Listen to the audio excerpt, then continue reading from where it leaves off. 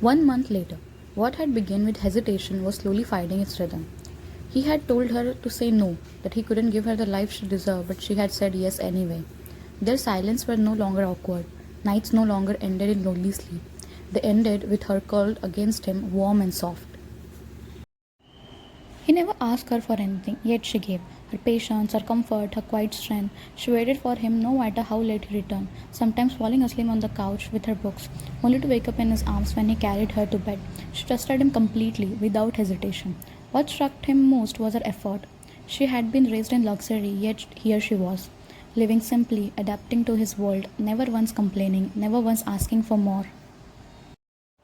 And that's why he couldn't remain content with being just a temporary professor, not when she had chosen him with so much faith. He wanted permanency, but not just in his career, but in his life he was building with her. So he pushed himself harder, staying behind for students who needed him, preparing late into the night, filling out applications, because for the first time he had someone worth fighting for. And she felt the same. She wanted to help, even if it was something small, something that could take just a bit of weight off his shoulder. So, when her friends mentioned the opening of the convenience store, the thought had stuck with her longer than she expected. To her, it wasn't about money or responsibility, but it was about him, about easing his load, even just a fraction. She had asked him more than once, but every time his answer remained the same. That evening, when she brought it up again, he only sighed softly, pulling her closer until she was sitting comfortably on his lap. His hand rested warm against her waist, his thumb tracing absent-minded circles through the fabric of her dress, his gaze gentle, enough to silence her protest before they even formed.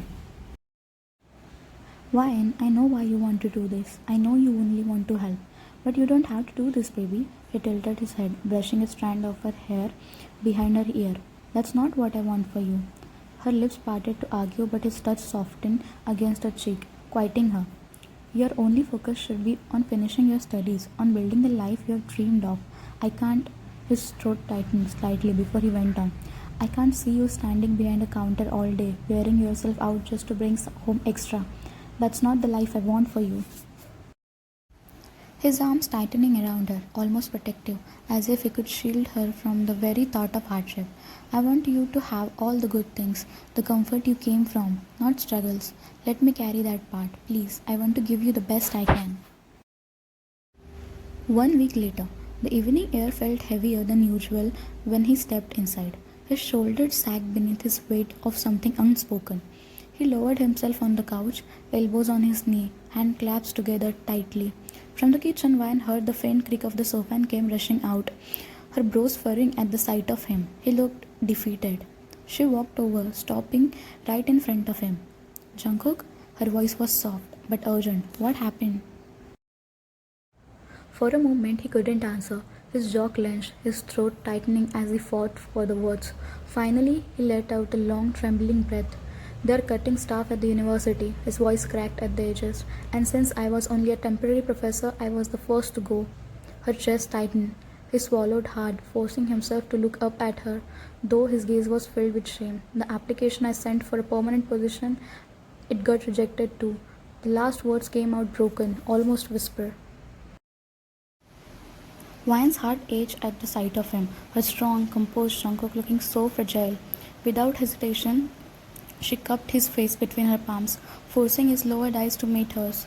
It's okay, she whispered firmly, her thumbs brushing his cheek. This is not your fault. You will find another one, Jungkook. I know you will. Her words were gentle, but they pierced through him, unraveling the fear he had been holding in his chest. Now what? How will I manage everything? His mind spun with panic. What if Vine leaves me now? What if she looked at me and I said disappointed instead of love?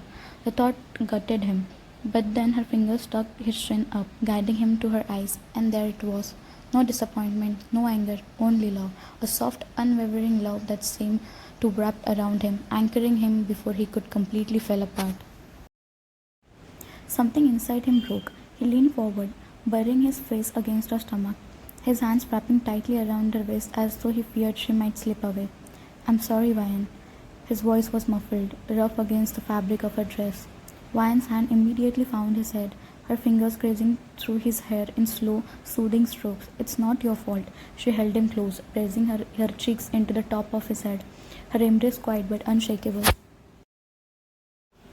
The bills piled up slowly like dust, unnoticed until it covered everything: rent, electricity, groceries, even the small things added up to the numbers that made Jungkook's chest tighten at night. He tried to hide it from her, he always did. He would stay up long after Ryan had fallen asleep, staring at the dull glow of his laptop screen, scrolling through job postings and calculating over and over how long their savings would last. But no matter how carefully he tried, Ryan knew.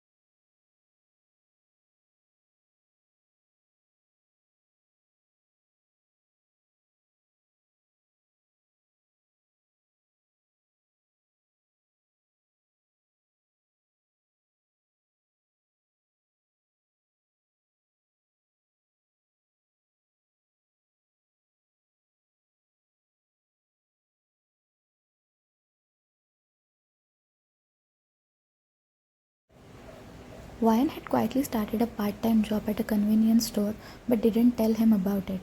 Instead, she told him that she and her friends had decided to meet every day for group study sessions, using it as the perfect excuse to slip away. Deep down, she knew he would never allow her to work like this, but she couldn't just stand by and do nothing.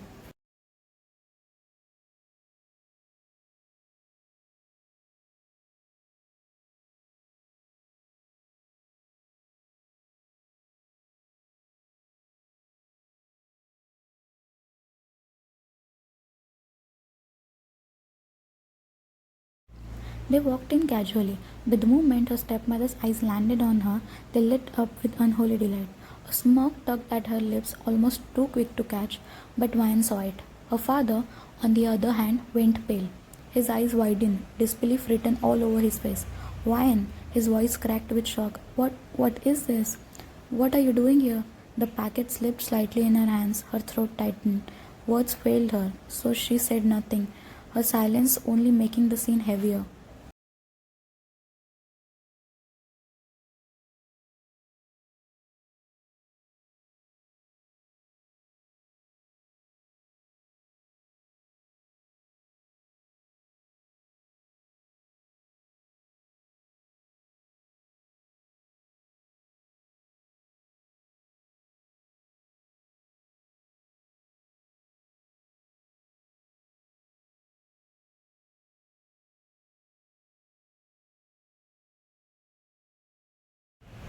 There is nothing to worry, Dad, she said firmly, though her voice carried the weight of unshed tears. Me and Jungkook, we are okay. Truly, we are. But her father's expression hardened. He wasn't buying it. His voice grew stronger, protective. No, I will not hear another word. You're coming with me right now. I'll give you both money, enough to live decently. You don't have to do this. He gestured at the uniform, his heart breaking at the sight of his daughter working behind a counter.